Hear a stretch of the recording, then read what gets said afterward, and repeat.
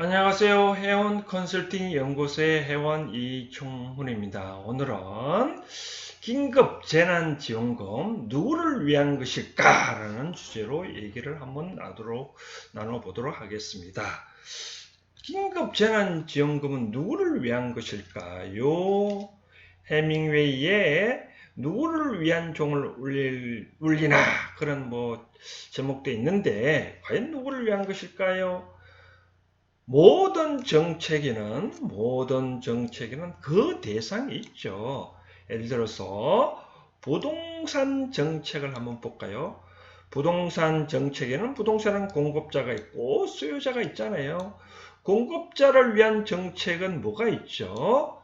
바로 건설업자들한테 인한 아파트나 해당 부동산을 공급을 할 때 각종 여러 가지 저리로 대출해주는 그런 제도도 있고, 또 땅도 이렇게 하라고 또 택지 조성을 위한 공간도 마련해 주잖아요. 그렇죠? 그럼 수요자 위한 정책은 뭐가 있죠? 수요자를 위해서는 이와 같이 아파트나 부동산 주택을 구입하기 위한 저리로 자금을 대주는 거라든지, 또 연말정산에 또 아파트, 부동산 구입자금 대출을 이자를 상환할 때 소득정산해 주잖아요. 그렇죠? 각종 해당 모든 정책은 이와 같이 누구를 위한 그 대상이 있다는 거죠. 그럼 긴급재난지원금은 누구를 위한 것일까요?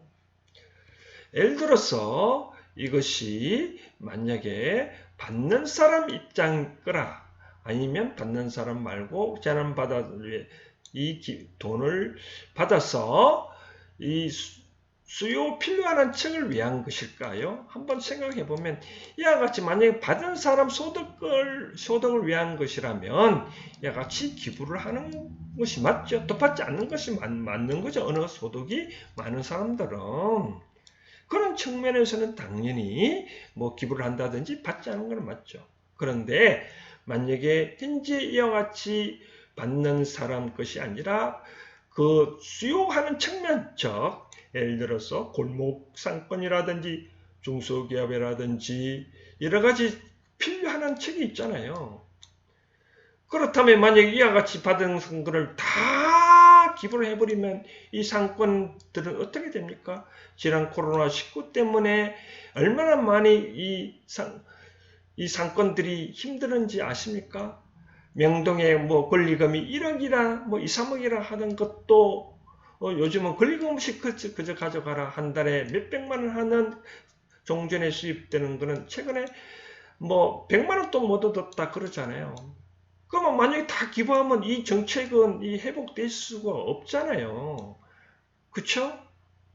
제가 언젠가는 그런 말을 했는데, 공무원들이 과연 월급을 반납하는 게 맞느냐라고 봤었을 때, 물론 어떤 기업들은, 그때 제가 설명했던 어떤 기업들이 만약에 소득이 없다 그러면 다 함께 살아가기 위해서 조금씩 월급을 반납하는 것은 좋죠. 그러나 그럴 위험이 없는 기관이나 공무원들은 월급을 반납하면 안 된다고 설명해놨다시피 이런 재난지원금도 반납하면 안 되는 겁니다.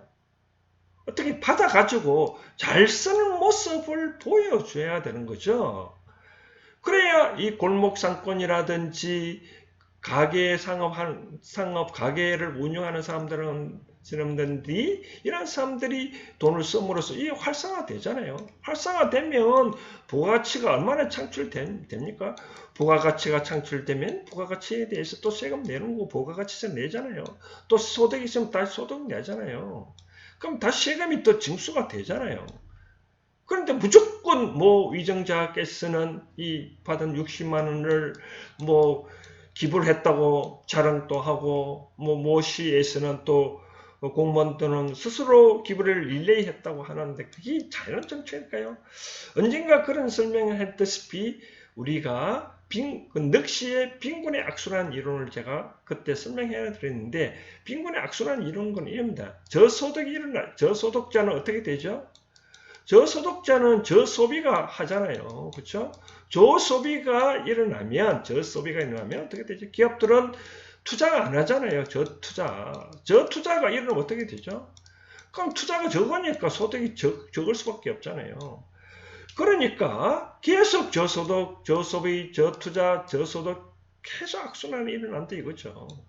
그렇기 때문에 제가 그때 하나의 유리를 깨는 것을 설명드렸는데, 자, 유리를 깨면 어떻게 되죠? 유리를 깨기 위한 공장, 또 유리를 생산하기 위한 공장을 설계해야죠. 생산하는 걸 또 유통을 하기 위해서 또 그런 유통기간이 생길 것이죠. 유통기간이 생기면 그것을 또 갈아 끼워주는 서비스가 생기죠. 그러면 소득이는 계속, 그럼 소득이 늘어나고 확장한다는 거죠.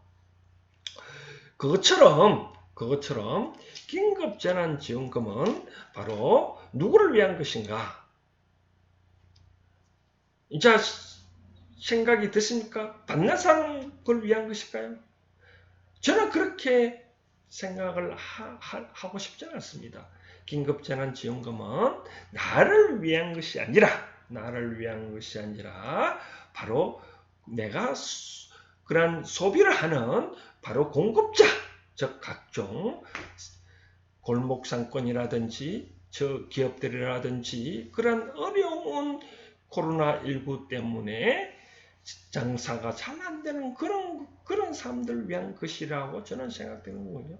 그럼 떳떳하게 대통령이나 어떤 기업 총수들이 스스로 그러한 어려운 상점에 가서 여기 물건 사는 모습을 보여주고 또 식사하는 모습을 보여주고 그렇게 소비를 활성화시켜줘야 되는 거잖아요. 그렇죠?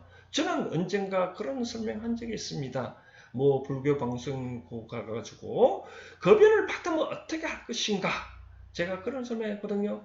3대 4의 정책을 해라. 3은 저축을 하고 나머지 30%는 어떻게 해야 된다고요? 자기를 개발 위한 비용을 쓰라. 나머지 40%는 그동안에 내가 소비 활동을 하지 못했던 거를 마음껏 쓰라는 거죠. 그래야 마음껏 써야 40%는 그동안에 내가 보지 못했던 거 알고 싶었다면 알 수 있잖아요. 그러니까 일종의 회사에서 돈을 주는 것은 네 호주머니 속에 인마이 포켓 하라고 주는 게 아니라 경비라고 쓰라고 준 거예요. 경비라고 쓰라고 준 건데 인마이 포켓 하면 되겠습니까? 써야죠. 경비는. 그렇게 회사에서 주는 건데 안 쓰고 인마이 포켓 했다. 그럼 언젠가는 이 대자연에서 빼앗아 가는 겁니다. 마찬가지로 긴급재난지원금도 바로 그런 겁니다. 지원 받았다고 해서 기부하지 말고 떳떳하게 쓰라는 거죠. 그동안에 가만 생각해가지고 코로나19 때문에 어려운 상점이 있다면 그런 데 가서 쓰고 또 맛있는 또 커피도 한 잔 사 먹는 거고 그래야 되지 않겠나 그런 생각되어집니다. 오늘은 또 뭐 열을 너무 낸지는 모르겠지만 정부에서 주는 긴급재난지원금은 절대로 포기도 기부도 하지 마시고 받은 즉시 유용하게 잘 쓰는 것이 중요합니다. 돈은 나한테 없다고 한탄하지 말고 돈은 내가 사업계획을 어떻게 쓸 것인가 라고 원대한 포부가 있으면 돈은 항상 생기기 바랍니다. 그렇기 때문에 이 대자연의 기본 법칙을 잘 알고 절대로 기부를 하지 마시고 잘 받아 잘 쓰시기를 기원합니다. 오늘은 여기까지 하겠습니다. 감사합니다.